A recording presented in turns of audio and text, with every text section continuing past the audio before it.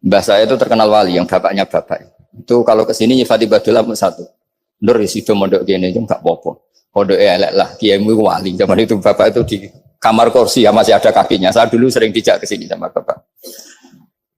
Jadi mbah saya itu terkenal wali dulu. Jadi mbah saya itu tirakat terus sampai kapundhut itu poso terus. Kebetulan cucunya agak niru. Saya tidak niru itu karena itu Gus Zaki. Memang disuruh tidak niru. Kata mbah saya, kira usah tirakat, terus tak tirakati aku. Gitu. Jadi saya, Mbah Mun juga gitu. Kowe haram tirakat, terus tak tirakati aku. Saya senang sekali. Tapi tua-tua kok mikir putu. Nah, terus tirakati putuku sopo. Jadi mulai jadi kiai betul Mas Nadif saya ini sudah mulai mikir putu. Karena saya ini termasuk orang yang kecelok alim yang enggak banyak orang menghormati karena sudah diramal sama mbah-mbah. Di dulu mbah saya Mbah Nur Sam itu kakak saya itu SMP SMA, kakak saya yang kedua juga SMP SMA. Mbah saya itu Mbah Nur Sam itu yang nganterkan bapak ketika mondok sini itu, yang ikrar karo Badullah wali Mbah Nur Sam, ahli tirakat, ahli puasa. Itu bilang, Nur, anak sing iki aja pondok, aja sekolahno. Sumben sing ngalim ku anak sing iki. Ketika saya hampir tamat SD sama mbah saya Tuban, mbah saya Narukan juga di Sabdo begitu. Singkat cerita sama Mondok Sarang. Mondok Sarang pertama langsung dikenal Mbah Mun, wong anak kiai jadi langsung dikenal. Didoni macam-macam terus jadi wong alim itu gak ada yang ngelem. Biasa aja untuk dongane wong sepuh-sepuh. Ya sebenarnya agak kecewa ya, saya inginnya kan dianggap prestasi gitu, ternyata dianggap doanya orang-orang sepuh. Ya, makanya kula niki mriki ya rada ya syukurlah sama Bang Mutamakin sama semuanya karena tadi, kenapa saya harus cerita ini? Quran sendiri mengakui bahwa orang soleh itu diantara aturannya adalah dzurriyyatam ba'duha min ba'd. Meskipun Allah bisa bikin orang soleh dari mana saja, tapi yang legitimit itu memang dzurriyyatam ba'duha min ba'd. Dan kata dzurriyyah itu tasmalu auladal inas, kata Ibnu Hajar al-Asqalani, memasukkan turunan yang dari ibu. Meskipun tentu secara wali nikah atau secara disiplin nasab dari ibu itu tidak ngefek. Tapi dari segi fa'innal irqadassas bahwa sistem tubuh kita itu tetap ada gen dari seorang apa? Ibu. Sehingga banyak ulama tafsir mengatakan dzurriyyah itu tasmalu auladal inas. Dzurriyyah itu memasukkan turunan dari apa? Ibu. Bapak saya itu nasabnya nasab wali. Jadi babahnya itu suka tirakat, suka. Ibu itu nasab kiai. Jadi kalau bapak wiridan itu, kalau istiqomah itu disalahkan sama keluarga ibu. Istiqomah itu salah. Karena ijabu malam yajib, mewajibkan sesuatu yang tidak wajib. Itu masalah secara ilmiah. Mbah Mun itu sering kritik, kalau ada pondok kok wajib puasa, wajib merawat itu sering kritik. Oh, itu secara fikih bahaya. Ijabu malam yajib, mewajibkan sesuatu yang tidak wajib. Dan itu kriminal dalam bab fikih. Betul itu, sama cari di Sulam Taufik. Babnya itu ngeri, ijabu malam yajib itu tidak dihitung minal kabair. Dicari sendiri itu di bab Sulam Taufik, tidak perlu saya sebut, itu parah betul malah cara menvonis Abdullah bin Husain bin Thohir di Sulam Taufik. Ijabu malam yajib. Tapi pondok-pondok yang tirakat tidak kurang dalih. Niki boten majibaken, ngelatih. Boten majibaken tapi napa? Nah, silsilah dari keluarga ibu itu suka ilmu. Sehingga Abdullah bin Mas'ud itu tiap hari itu mensweeping orang yang sering duha. Kalau ada orang duha istiqomah itu disweeping. Awas, harus seminggu sekali, nggak boleh tiap hari. Masa sholat fardu kamu saingi sholat duha? Nggak boleh, fardu tersaingi. Itu Abdullah bin masyhur, sama cari di Al-Ghunjah itu. Sayyidah Aisyah kalau ada orang duha tiap hari dimarahin. Dan itu secara konstitusi ilmu benar karena Nabi Qiyamul Lail Ramadan itu hanya 4 hari yang dipandu. Lainnya itu enggak. Khasyata ayyufradu alaihim kalau dalam sahih takut dianggap fardu. Akhirnya istiqomah itu masalah di keluarga saya yang dari ibu. Nah, kebetulan kita ini suka ada istiqomah akhirnya ya seperti ini. Tapi ini ilmu harus kita bicarakan. Tapi yang istiqomah Bapak itu pengagum Badullah. Bapak itu suka sama istiqomah karena punya guru dulu Kiai Zubedi istiqomah, Badullah istiqomah. Tapi jangan kira Badullah itu hanya istiqomah. Saya punya sanad banyak, mungkin Gus Zaki lebih tahu. Sering saya diceritani Bapak. Badullah itu nak ambek wong fase nemen-nemen itu ya rapati cocok. Senajan to majibno fase. Tak takok iki nopo. Empuk nak ke fasean darani wong awam untuk ganjaran. Mergo macane Quran gak fase. Padahal untuk ganjaran mergo seneng Quran. Jadi terus tak takoki bapak, niku saged damel syariat mboten? Ya ora kena, pokoke ngono. Jadi gue ngekrori. Artinya beliau ndak ingin lah gara-gara kita terlalu pakem tajwid kemudian nganggap siapa saja baca Quran salah kemudian tidak dapat pahala. Bisa saja hamalahum ala ayakraul Qur'an apa mahabbatuhum wa iskuhum wa kada wa kada. Jadi akhirnya saya jadi tahu. Oke, secara makhraj salah, tapi iseknya benar, mahabbahnya benar, brontonya benar. Jadi sebetulnya Badullah itu punya sekian makalah tentang ilmu. Hikam juga gitu. Nur nak cah santri ngaji ihya itu jauh oleh. Saya nak hikam mojo. Maksudnya beliau entah kalau setelah itu Badullah itu melarang siapa saja santri ngaji hikam itu dilarangnya ada kelas tertentu untuk boleh ngaji hikam. Nah, kenapa saya cerita ini? Karena saya masih ingat betul di antara wasiatnya Mbah Mun itu. Pirroh sebab apa Fatihah kok ihdinas siratal mustaqim bukan siratoka tapi siratal ladzina an'amta alaihim. Dawe Mbah Mun fa inna Allaha ta'ala la ya'kul wa la yashrab wa la yanqih wa la kadza wa kadza. Allah itu enggak makan, enggak minum, enggak tidur. Sehingga kita enggak bisa niru Allah. Tapi yang makan tidur itu manusia. Sehingga kalau ingin dekat Allah ya niru siratal ladzina bukan siratoka. Kita cara tidur niru Kanjeng Nabi, niru ulama, cara makan, cara minum, niru Allah tidak bisa. Makanya bukan ihdinas siratal mustaqim siratoka tapi siratal ladzina an'amta. Maka dalam beragama itu butuh master, butuh panutan. Ya tentu Mbah Mun oleh ngendikan pakai luwet orang-orang kuno. Cara Mbah Mun pakai cantolan. Maka saya punya makalah banyak dari Bapak, dari Mbah Mun, dari Mbah Zubair, dari sampai saya itu hafal sanad sampai Rasulullah SAW. Karena yang bisa mengawal ilmu itu sanad. Termasuk saya di sini bawa kitab Ar-Risalah Al-Qusairiyah. Nanti saya baca beberapa panutan kita. Di sini ada Abdul Qasim Al-Junaidi, ada Abu Yazid Al-Bustami, ada banyak ulama yang ditulis Ar-Risalah Al-Qusairiyah. Dan itu yang membentuk Imam Ghazali, kitab Ar-Risalah Al-Qusairiyah. Tapi sekarang kita ini tidak belajar lagi tentang tasawuf. Tasawuf itu Abdul Qasim Al-Junaidi jadi wali itu bukan wiridannya terlalu banyak, enggak. Beliau pernah bikin satu kalimat yang menjadikan Allah itu ridho. Kalimatnya begini, kalau malam beliau wiridan gini, ya Allah, kenapa engkau ngasih rezeki saya? Padahal engkau tidak butuh saya. Kalimatnya sederhana. Kalau seorang majikan ngasih servis sama karyawannya, memang butuh pekerjaannya. Orang tua ke anak butuh kasih sayangnya.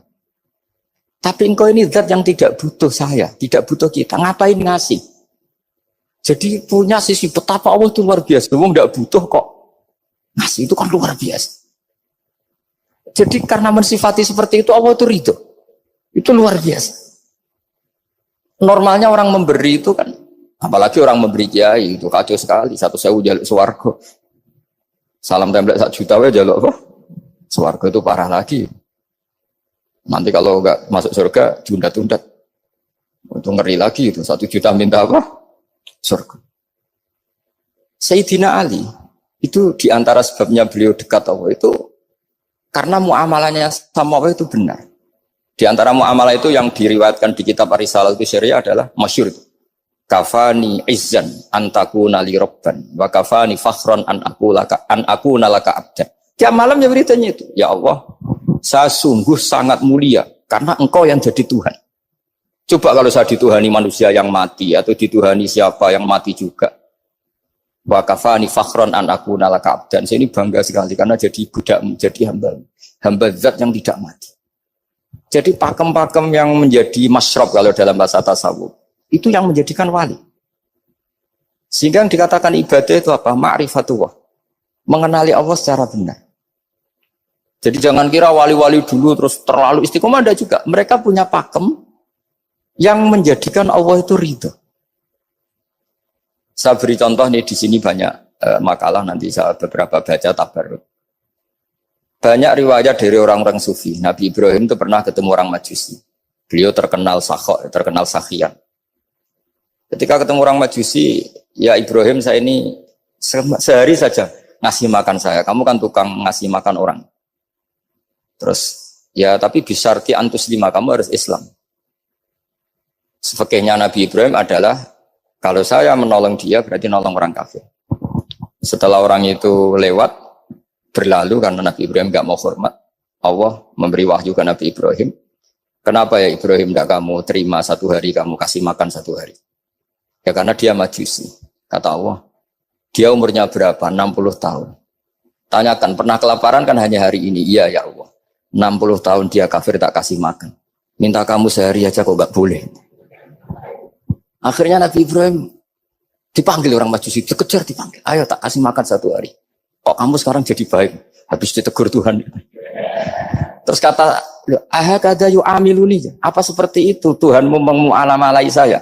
Ya na'am. Akhirnya Islam orang majusi. Jadi itu lagi-lagi ilmu. Jadi yang dikatakan ilmu itu satu teori atau kalimat atau apa saja yang menjadikan kita ini pakem. Meskipun pakem itu kadang sulit diterima orang-orang khusyuk. Orang khusyuk itu ya nyun sewu ada sisi nakalnya. Makanya Mbah Mun sering kayak jargon masyhur. Zada khusyuan, zada jalan, tambah khusyuk, tambah bodoh. Bukan bodoh dengan makna salah itu enggak. Memang kadang terus anti ilmu. Misalnya gini, ini contoh yang karena saya ini mengkhidmati ilmu, saya beri contoh yang urusan ilmu. Ada orang sujud diinjek orang fasik, kepalanya diinjek orang fasik. Terus si orang yang sujud tadi ini ada di Sahih Muslim, juga ada di Ihya. Wallahi la yaghfiru wa laka. Pakai sumpah, wallahi la yaghfiru wa laka. Allah langsung mewahyukan ke Nabi fi hadzal zaman, fi tilka zaman atau fi dzalika zaman. Man dzalladzi yata'alla alayya alla aghfira li fulan qad ghafartu lahu wa ahbattu amalak. Katakan ke orang itu, siapa yang mencatut nama saya yang hanya berstatus tidak memaafkan. Itu enggak fair. Saya ini Tuhan kok bisa yaghfir, bisa yu'adzib. Kok sifat saya tinggal 1 yu'adzib itu gimana? Dicatut separuh itu Allah tidak terima. Tapi kalau kita baca Quran, saya ini sama orang fasik ya benci. Wong saya ini orang soleh, setidaknya pura-pura soleh lah. Karena di depan para kiai. Tapi mau tidak mau. Ketika Allah mensifati dirinya tentang orang munafik gimana? Wa yu'adzibal munafiqina in sya'a au jatuh. Ini cocok tidak cocok. Potensi memberi tobat itu ada. Meskipun sama kalau orang munafik, tapi ya tetap bacanya wa yu'adzibal munafiqina ya in sya'a au jatuh. Rasulullah kayak apa bencinya dengan Wahsy karena qatilu Hamzah. Tapi Nabi tunduk sama konstitusi Quran. Laisa laka minal amri syai'un aw yatuba alaihim aw yu'adzibahum. Akhirnya Allah malah memberi tobat sama qatilu Hamzah yaitu Wahsy. Ini pentingnya baca lagi. Kalau kita tidak baca hanya khusyuk saja, tidak baca, pasti sama orang yang menginjak orang sujud tadi, yang nginjek pasti salah enggak dimaafkan. Bongso pasti. Pertanyaannya adalah, betulkah Allah punya sifat 1 yaitu yu'adzib? Makanya kalau kita baca, misalnya baca Quran walillahi mulkus samawati wal ard, ya sudah yaghfiru liman yasha wa yu'adzibu man yasha. Kalau nuruti rasa kita ya inginnya ke kita yaghfir, ke orang lain yu'adzib. Tapi Tuhan kan enggak terima. Saya ini Tuhan kok didikte makhluk saya ini gimana? Enggak bisa. Sehingga ya ini lagi-lagi ilmu. Makanya saya cocok enggak cocok itu suka baca. Saya suka sekali baca mulai ulama dulu, ulama modern, setengah dulu. Mulai ulama yang kedunian sampai setengah kedunian. Suka. Saya dulu tuh gak suka uang. Karena saya memang tadi mbah saya dari bapak itu wali Mas tadi. Kalau tadi Mas Nadif jujur, mulai Mbah Soleh itu suka bully mertuanya. Jadi saya alhamdulillah dia jujur. Jadi Mbah Soleh itu menantunya Raden Asnawi. Itu ya bully-bulian sama ini terus ditiru beliau ini. Itu gak suka sebenarnya. Saya itu ya pokoknya tadi kalau orang daftar wali itu kan gak suka sama. Karena mereka nangis ketika Allah ngendikan wa aqridu wa atau ayat-ayat anfiku atau orang baik disifati wa aqridu wa qardan hasanah. Itu hadal khitab li ahlil jiddi was sarwah. Ini khitab untuk orang kaya. Kalau isin Gusti jenengan nampen ngongkon infak kok kalau diinfaki. Jenengan nampen ngongkon ngamal kok kalau di ngamali. Jadi maka yuhibbunal mal, mereka tidak suka harta. Walakin diana luladzatal khitab bil infak, dan itu harus kaya dulu untuk bisa infak. Jadi itu uniknya. Akhirnya saya Imam Sa'roni penting juga kaya. Jadi wali untuk suka harta itu nunggu diperintahkan Allah. Alhamdulillah kita enggak, sudah wali dulu karena sudah senang harta wali. Jadi kayaknya keren kita dibanding wali-wali itu. Artinya wali itu tahu pentingnya harta setelah jadi wali. Kita alhamdulillah mulai kecil sudah tahu pentingnya harta. Kayaknya kita lebih wali. Imam Syafi'i itu dulu gak suka sama orang kaya. Saya berkali-kali ceritain. Karena dia dididik Sufyan As-Tsauri, Sufyan bin Uyainah. Tapi ketika ketemu Imam Malik itu kaya raya. Meskipun dia hidupnya sederhana tapi kaya raya. Pas beliau mau Imam Syafi'i dia agak-agak sopan kalau sekarang tanya, setelah jenengan ilmu yang saya harus ambil siapa? Kata Imam Malik, yang sealim saya itu sudah meninggal Abu Hanifah, tapi muridnya masih, namanya Muhammad bin Hasan Asy-Syaibani. Kamu datang ke sana. Semalam itu Imam Malik dikasih uang 500 dinar. Padahal 1 dinar itu 4,25 gram. Bisa dihitung berapa ratus juta. Terus paruhnya dikasihkan Imam Syafi'i. Nah, tidak kasangoni. Pagi-pagi diajak ke Baki. Dulu Baki itu ada kafilah rental unta. Mana kafilah yang mau ke Irak? Kita. Ya sudah ini antar. Tak bayari. Diantar Imam Syafi'i. Diantar ke Imam Muhammad bin Hasan Asy-Syaibani di Irak. Itu ketemu Muhammad bin Hasan Asy-Syaibani pertama itu apa? Beliau itu kalau ngitung uang di meja. Emas-emasnya di meja, uangnya dolar, semuanya di meja. Tambah kaget. Ini saya sama Imam Malik ingkar, ini malah lebih parah lagi. Kata Muhammad bin Hasan Asy-Syaibani, "Atajabu min hadza." Kamu kagum dengan ini, merasa aneh? Iya. Ya sudah, ini tak kasihkan orang fasik. Tinggo demenan, tinggo judi. Jangan, jenengan saja. Kalau jenengan kan orang soleh dipakai kebaikan. Berarti orang soleh boleh kaya. Angsal-angsal. Kan? Semenjak itu Imam Syafi'i kebablasan. Sampai fatwa kiai fakir itu haram. Kiai bisa bikin rumah bagus, bikin rumah jelek. Haram. Puasa al-Islam ya Allah wala yulah. Nah lagi-lagi kebetulan kita sebelum ngaji Imam Syafi'i sudah seperti itu. Jadi ini justifikasi.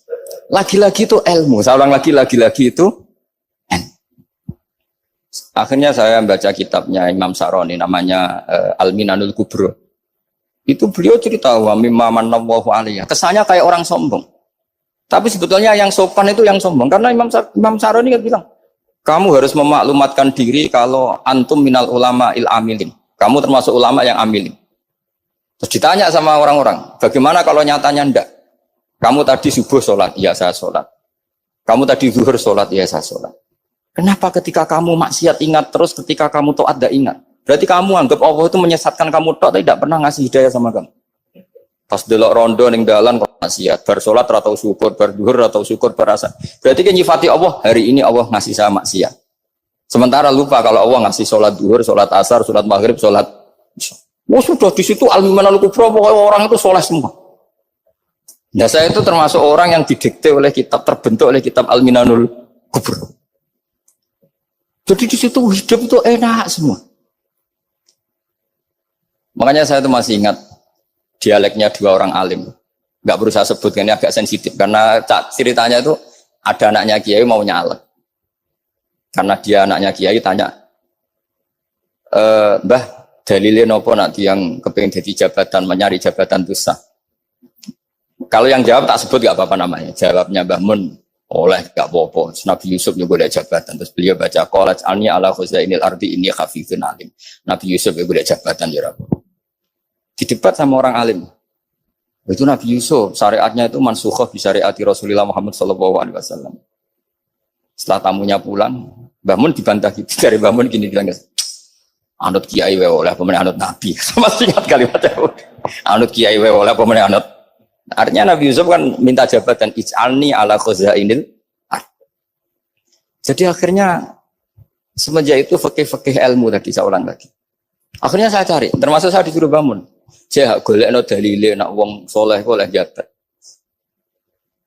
Hatinku, wong dalil kok diorder saya sempat. Ternyata saya cari-cari ya tadi am yahsudunan nasa alama atahum wa min fadli faqad ataina ala Ibrahim alkitab wal hikmata wa atainahum mulkan azim. Keluarga Nabi Ibrahim di antara sifat yang disebutkan Allah adalah dikasih mulkan azim.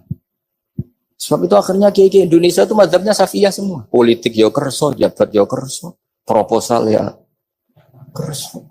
Saya ini, maksud saya ini yang menyelamatkan ilmu. Kalau orang khusyuk pasti gedeng. Kiai kok gelem proposal, kiai kok para pejabat. Tapi orang ilmu setuju. Nah saya nggak tahu setujunya itu bawaan ilmu apa bawaan nafsu tadi itu yang mulai saya datang.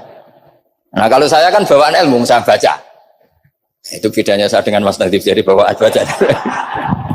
Karena kemarin saya dibully habis-habisan di Kudus. Saya tidak punya kesempatan bicara di menantunya Neng Mu'ah ya.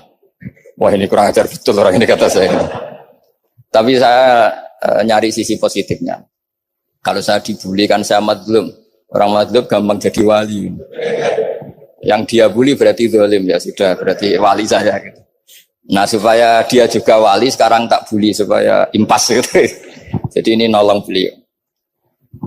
Jadi saya 22 hari itu kalau habis subuh ke rumah sakit, tapi kalau asar pulang ngajar. Ya begitu terus. Karena mbah-mbah saya itu sukanya ilmu Masya Allah. Karena ilmu itu penting.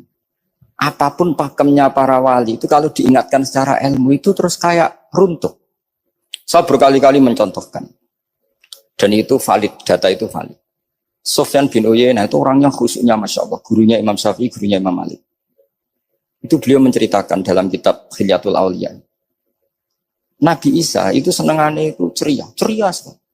Nabi Yahya itu senangannya bersengut, abusan, suka kayak takut akhirat, takut penyakit. Tapi bukan takut corona, enggak ya jelas kan. Saya akhir-akhir ini fatwa, sekarang jangan baca Uwais Al-Qarani, tapi Al-Qarni. Meskipun saya tahu ada yang baca Qarani di kitab-kitab, ada yang baca Qarni. Tapi sekarang wajib dibaca Al-Qarni sementara. Sekali dibaca Al-Qarani itu nisbatun ilah. Iya, jadi makanya ini untuk sementara dibaca, ngikuti yang baca Uwais Al-Qarni. Meskipun di sarah-sarah apa bi fathir ra wakila bi sukun, ya sudahlah sekarang harus ijma dulu Al-Qarni ya, karena kalau Al-Qarani itu akhirnya Nabi Isa ditegur sama Nabi Yahya. Mali aroka dohikan ka'anna kata manumin makrillah. Saya melihat kamu kok suka tertawa, seakan-akan kamu merasa aman, tidak kena azabnya Allah. Nabi Isa akhirnya balas tanya, Mali aroka abisan ka'anna katai asumin rahmatillah, taknatu min rahmatillah. Kowe mbesengut wae koyo dunya orang rahmat, anane corona tok. Padahal ya ono mangan, ono guyon, ono nikmat. Dan itu figur besar, akhirnya kita tahu. Dan saya sering cerita juga, setiap dakwah itu Nabi Isa nyari syirarun nas, Nabi Yahya cari khiyarun nas. Tentu alasan Nabi Yahya gampang, berteman orang baik itu baik lah, nyaman, terus akibatnya juga baik. Nabi Yahya enggak. Limada tanzilu ala syirarin nas. Kenapa kamu singgahnya ke orang-orang yang buruk? Ana tabibun udawil mardo. Saya ini dokter, tentu menyembuhkan yang sakit. Akhirnya terus di Indonesia banyak kiai yang kancanan orang fasik ya banyak. Tapi ya tentu yang benar itu yang mensolehkan yang fasik. Yang mesti salah yang menjadi fasik karena ketularan yang. Tapi itu lagi-lagi apa? Ilmu yang bisa menjadikan kita percaya itu ilmu.